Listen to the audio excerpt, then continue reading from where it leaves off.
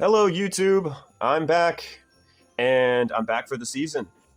Merry Christmas and Happy New Year, everyone. Let's talk about Krampus, and we'll do Santa as well this month. And then for the next year, we'll try to start getting back on the roll of things.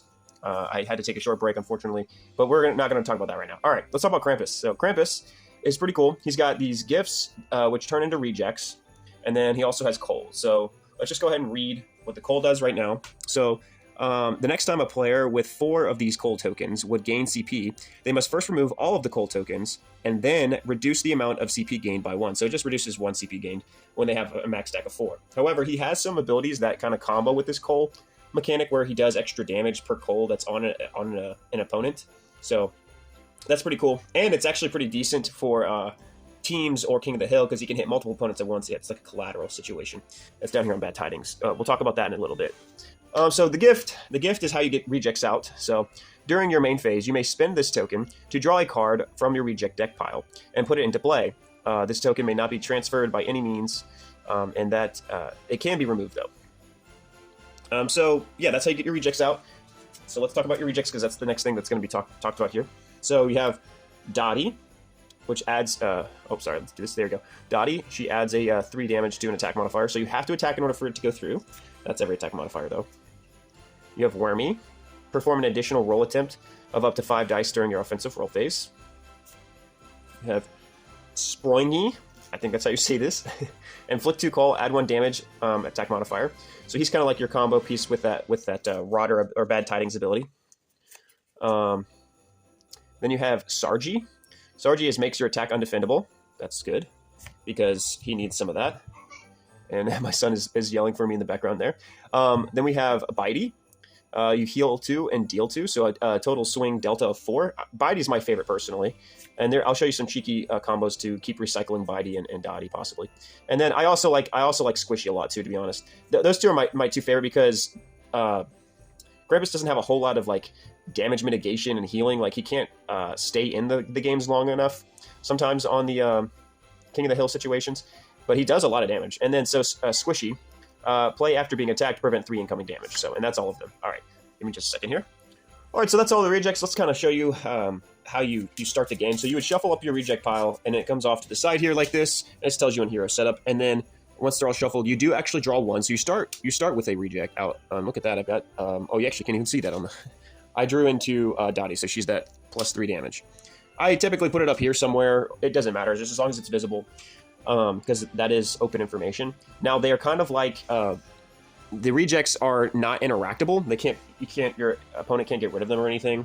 So that's a good thing about Krampus. So like your planning won't get foiled whenever you kind of set things up and then want to use your combos. So that's the beginning of the game. And depending on what you have, you could get pretty lucky and have a pretty good reject. So, but then so over here on how you actually use these. So each reject may be activated once per turn to provide an immediate effect. Whenever a reject is drawn, it is immediately put into play. And then when activating a reject, resolve the activation effect and then discard it. So you have actually 2 piles. So once you do one or you use a reject, let's say I just used this one here, it'll go into the discard pile over here, right? And I usually turn it sideways to distinguish that that's the discard pile. This is the draw and active pile over here. That's sort of what I do, but to each their own. You may only have 3 rejects in play at a time. And then if you ever have more than 3 rejects, you must immediately discard back down to 3. So you pick which one you want to keep it active. Put whatever one that's over 3 or 2 or whatever you have over 3 to the discard pile. And then if you need to draw a new reject when you're kind of cycling these things, which there are going to be certain situations when you want to do this because you can kind of game the pile. You would shuffle your discard pile and then create a new draw pile and then draw from there. And that's pretty much it. That's the whole situation here. And then you can look at his dice here. So 1, 2, and 3 are switches. A 4 is a jingle bell. And then 5 is a present. And then 6 are the horns. So he's a 3-1-1-1 situation, kind of like Pyromancer, Scarlet Witch, the angel character. I can't remember what her name is. Seraph. And I think there's a couple others that are like that. But so that's him in a nutshell with his rejects. All right, so let's go into his abilities here. SWAT, it's 567 on base. It does have an upgrade. I don't know if I actually recommend upgrading this, although it is cheap. and it does kind of give you a decent, payoff for what you're doing, but you're not going for SWAT a whole lot. It's literally only a backup roll. There are some people where actually you kind of like their abilities, but you don't even gain damage. So it's only 1 CP. It's still 5, 6, 7 on the damage. And then what you do gain is on 3 of a kind, you can get a gift. And gifts are how you get your rejects out, right? So you get a gift, you can use it on your main phase to get out a reject, and you can use as many tokens as you need to, but you can only use them during your main phase. So think about it. You need to understand that for some timing purposes. I don't know if I would get that. I mean, you'll take it if you get it. That's what it does. I don't prioritize it though. So it's not bad, but it's not great. It can be sold if you really need to sell it for CP and stuff. So second would be Scavenge here. So this is 3, 5 dice. And that's basically a micro roll. It's very hard to roll. It does have an upgrade. It's 0 CP, which I like. Oh, the base is it gives you 3 gifts, so it maxes you out on gifts. 2 gives you 2 CP, and then you draw a card. But the upgrade doesn't change anything. But what it does do, it's 0 CP. It does reduce the cost for only 2 5s. So now it's way more likely to roll this, and you actually can kind of rely on it somewhat. You can chase it, and you're going to be wanting to do this. This is a prime ability for you to upgrade. I think it's something that you want to do almost any point in the game, besides like the very, very end, like the last 2 to 3 turns. Well, last 3 turns you could probably do it even, but last 2 turns or less, maybe not. But it's a good ability. It's very valuable. It's how you dig into your reject deck. It's also a good economy option, how you get CP and you get a card draw. So this just kind of gives everything for you. It's a good reload option. I really like this card and the upgrade. So down to Bad Tidings. So this is kind of, these 2 abilities are your bread and butter mixed with your reload. Okay, and I'll explain this now, I guess. So Bad Tidings, you distribute 3 coal among opponents and then deal 2 collateral damage to each opponent per coal that's on their board. So this is why I actually really like this character. I play King of the Hill, like pods of 4, kind of like Magic. This ability is crazy. It's actually kind of nuts, especially when you get it like cranked up and you can combo it with like Spoingy or whatever. I never know the names. It's just the Jack in a Box one. And he also has cards in his deck that allow you to distribute coal and deal damage and stuff. So this ability is honestly sick. It doesn't have an upgrade, but honestly, it's strong enough as is. And just by pure math, like you're already getting 3/4 of the way to maxing out one opponent per se. But if you have more opponents and you combo with Spoingy, you can basically almost max out 2 opponents, deal 8 undefendable collateral damage, and then and basically close out games. So I really like this ability. Is crazy. It's a great ability. It's hard to roll for though because you have to have 1 of each symbol, so it's not easy. This is gonna be something that you mod into to try to close a game out. All right, Rodder. Rodder is you inflict a coal, deal 8 damage, and then roll a die to see what you get on a rider effect. You can either inflict an additional coal with your switches 1 through 3. On a 5, you get a gift, and on a 6, you draw a reject. So 5 or 6, you're getting another reject. 5, you have to wait for your main phase, so it could technically discard it in time. But on 5 or 6, it's basically guaranteeing an extra reject. On a 4, however, you don't get anything. But it does have an upgrade, and the upgrade allows you, so it's 1 CP. Now it does 8 damage. It gets rid of the guaranteed coal inflicted, but you roll 2 dice. I think this is worth it. You're still dealing 8 damage. You roll 2 dice instead of just 1. And you have you can't whiff on your rolls. So you have the possibility of healing or gaining 2 rejects or inflicting 2 coal, basically. Or any combination of all that. Great ability to upgrade. It's only 1 CP. I do it every time as long as it's not super late in the game. His straights. Gain a gift and deal 7 damage. This is strictly just better than your basic attack. There's a lot of dice thrown heroes that kind of do the same thing, where it's like the basic attack damage plus a thing that they get. Even when you upgrade the basic attack on him with the 1 CP or whatever, if you want to compare it, it literally doesn't do anything other than gives you a chance to do what your straight does. So straights are good for him. It's strictly a better option than the basic attack. It does have an upgrade. Here's the upgrade. 1 CP again. It's kind of a common theme. He's actually pretty cheap to upgrade for. It increases the damage by 1. Not bad. You'll take it, obviously. And straights are going to be something you kind of roll into, especially with his dice anatomy. You're going to be splitting stuff. So, and I'll get into that like I always do. Large straight, pretty good. you draw a reject immediately, so you don't have to wait for the gift token on the main phase. You can draw it to get straight into the reject, to apply the reject effects during the attack, than it is to get the token, because then you have to wait a full turn on your next attack phase, if that makes any sense. So just timing purposes there. So this is strictly better than this. And then you may activate one reject without discarding it. So what the goal is here for you on rejects, this is kind of, I'm going to get into the rejects here while also talking about the ability. This is another really good ability to close games out with.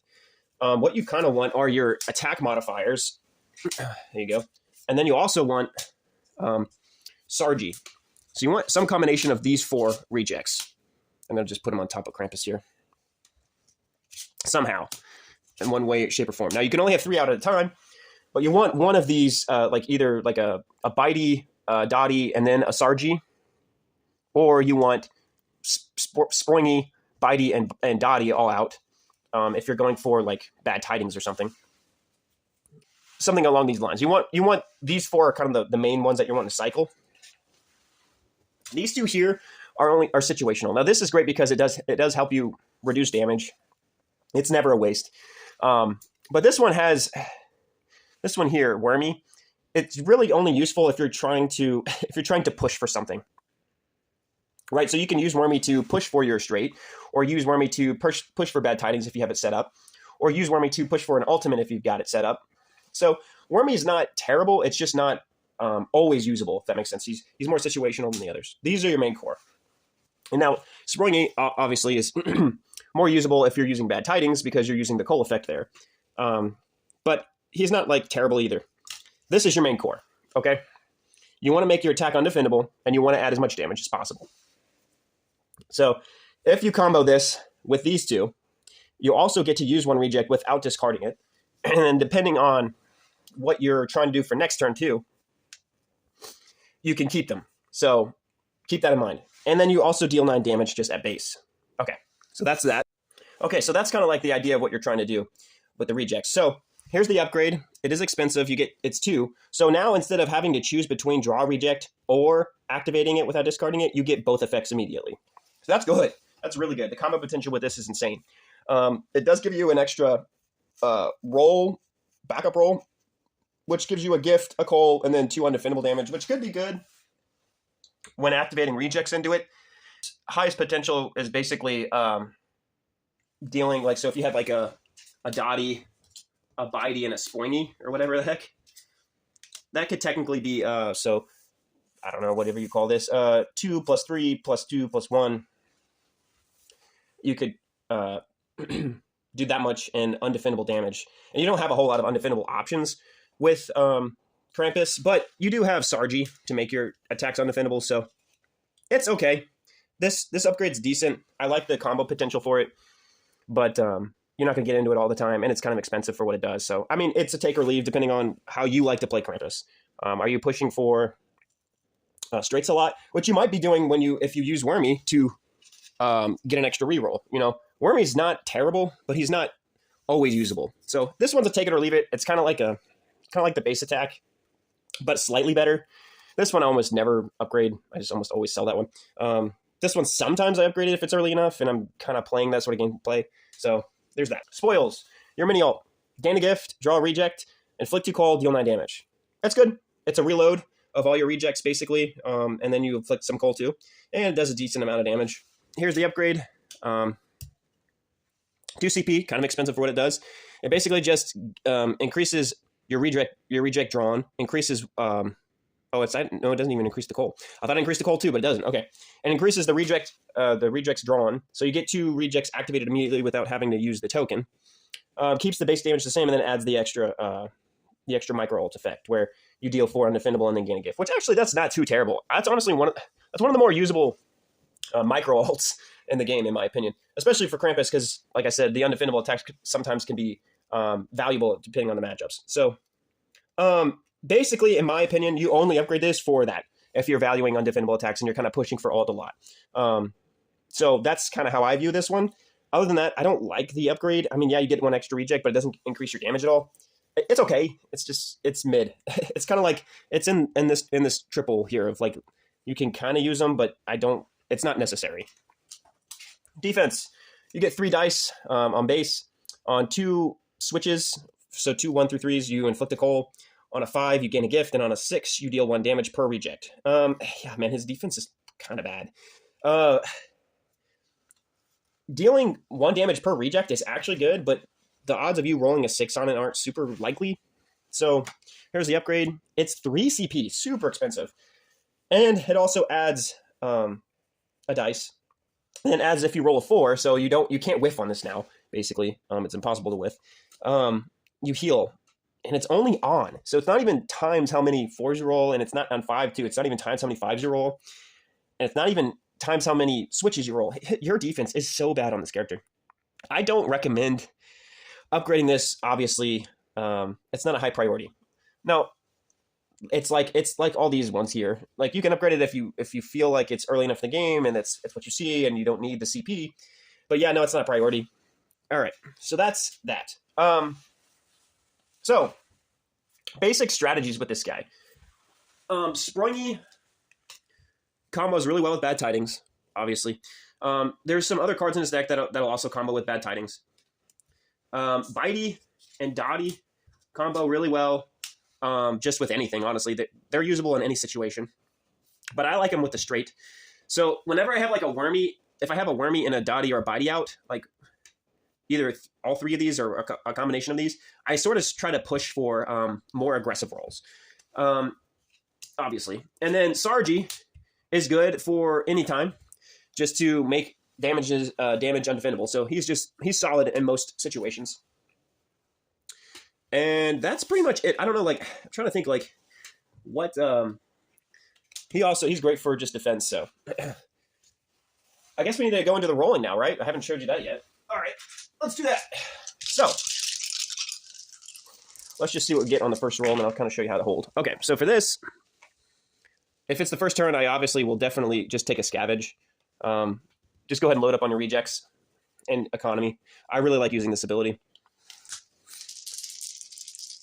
Okay, so now we have 2, 3, 5, 5, 6. So now, theoretically, we would have already used that, so we don't need to use that again. We are close to a Bad Tidings, but depending on what we have out here, if we had a Spoingy, I think I would try to go for Bad Tidings. I would hold those 3 and kind of split Bad Tidings with a possible small straight. Hopefully, if I get a 4, then yeah, I got Bad Tidings and a small straight. So that is true. I wonder if we should keep the 2 out just in case. Well, no, we need to probably get rid of that. This is where you kind of get stuck with this guy. This is where Spoingy or Wormy is actually kind of valuable, because this guy is easy to whiff with if you don't have any upgrade for backup rolls or things to help you out here. Well, let's just see what we can do with it. I'm going to try to go for the... Yeah, so we got it. You kind of split these 2, sort of. It's not really a splitting, but getting this straight also gives you Bad Tidings. And then you can kind of pick which one you want, which one's better for you in the game scenario. Oh, dude, I totally forgot to talk about his ultimate. Let's talk about his ult. Obviously, it's all 6s. You gain a gift, draw 2 rejects, and then deal 10 damage. And then you may activate a reject without discarding it. So it's basically, it's like a large straight and a small thing combined, which is crazy. So yeah, it's great. It's great. It's good. You can push that ultimate really high. So you can use Dottie twice or Bitey twice, and then you can't use them twice, but you can use them without having to discard them, because you can only use them once per turn. I misspoke there. Sorry. You can use it 2 turns in a row is what I was trying to say, but not twice in one activation. It's good. Okay. Oh, we've got Rodder. Rodder's really great. Honestly, this is I actually think this is one of your better bread and butter abilities. These are the ones that you kind of want to rely on. You'll take these if you get them, because you don't want to activate this. Obviously, this will happen if you're pushing for an ult. And then this is your closeout ability when you've kind of distributed the coal. Or you can combo it with Spoingy. That's kind of how you roll with him. Honestly, he's not super hard to roll with, but sometimes he will whiff if you get too aggressive. Like if you're not really close to anything on your second roll, you kind of might have to fall back on that. But it just feels so bad to fall back on a SWAT. Sometimes SWAT just isn't not good. Okay, so something like this. This is kind of an interesting roll. So now we don't have a 4 or a 5, right? And we're not really close to a straight either. Yeah, I think this is when you would pivot to a SWAT. I think I think you just should pivot to SWAT here, and then just try to max out the SWAT as much as possible. Yeah, that's when I would do that. If you have, yeah, that's a good example of when you would use SWAT. All right, so that's Krampus. Thank you for watching. Let me know what I got right, what I got wrong, guys, and hopefully I'll be back more consistently here. Santa is coming in maybe a week or two, maybe around Christmas time. So thanks for watching. Keep grinding, guys, and peace out.